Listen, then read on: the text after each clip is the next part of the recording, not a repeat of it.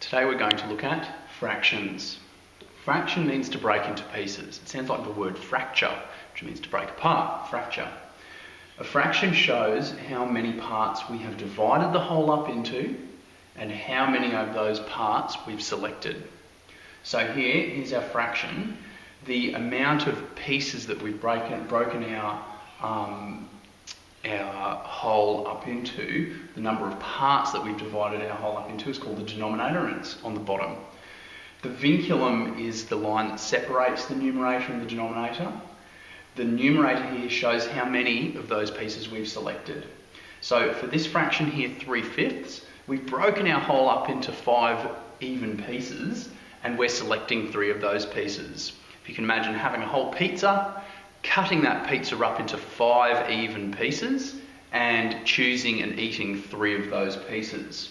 So the numerator goes on the top, and that's the number of pieces that we select, and the denominator on the bottom, that's how many we've broken it up into.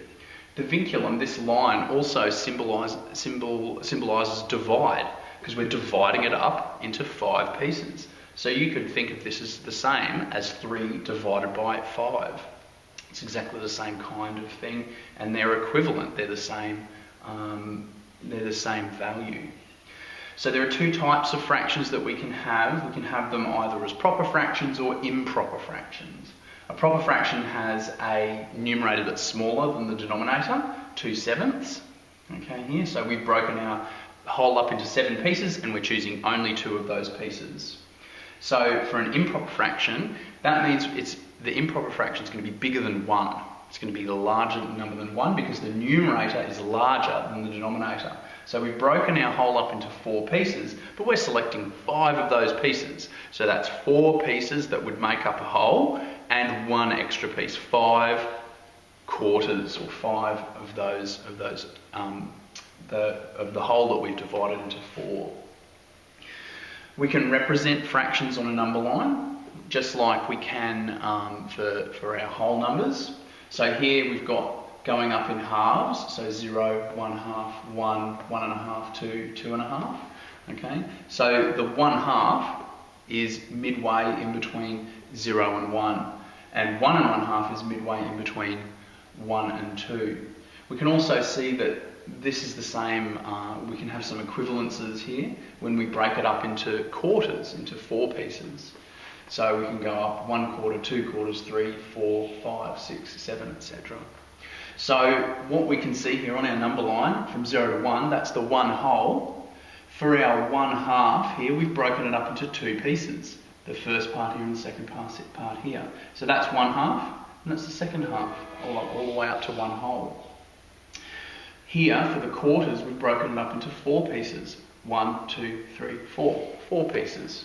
Okay, so here we've got 1 quarter, 2 quarters, 3 quarters, and 4 quarters, and the 4 quarters makes up 1 whole. And we can continue on past 1 and continue dividing our whole numbers up into quarters or up into halves here. And that shows just how many quarters we have and just how many halves we have as we increase. We can also represent fractions using area, so having an area like our pizza, dividing it up into even pieces and shading to show which pieces we've selected. So here for our circle, we've divided our circle up into 4 even pieces. So we've divided it up into quarters, and we've selected 1 of those quarters. So this fraction represented would be 1 quarter. Here we've divided our square up into 1, 2, 3, 4, 5, 6, 7, 8 even pieces. 8 even pieces. And we've selected 1, 2, 3 of those 8 even pieces. So the fraction we've represented here is 3/8, because we've divided it up into 8 pieces and we've selected 3 of those pieces. Here we divided up into 4 pieces and selected 1 of those pieces. Looking at some examples. Firstly, represent fractions 3/5 and 9/5 on a number line. Secondly, representing the fraction 3/4 in 3 different ways, using a square divided into 4 separate regions.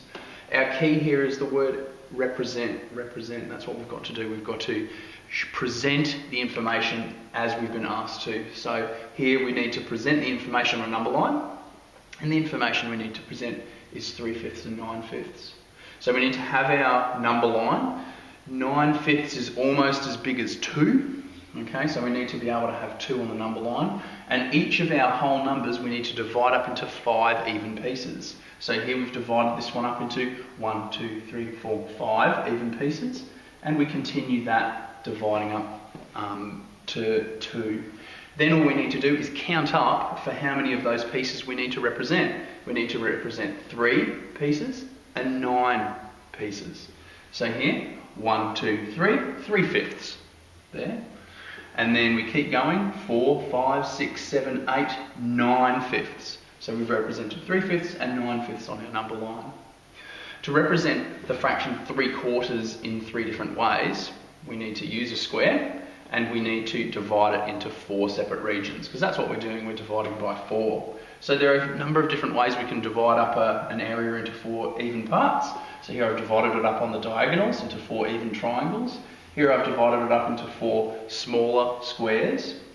And here I've divided it up into 4 strips, 4 rectangles. So we need to shade 3 of those 4 parts to represent the 3/4. So here I've shaded 1, 2, 3 parts. Here I've shaded 1, 2, 3 parts. And here I've shaded 1, 2, 3 parts. Note they don't have to be connected, they don't have to be together. I've shaded 3 of the 4 parts, so that's representing 3/4. 1, 2, 3 different parts.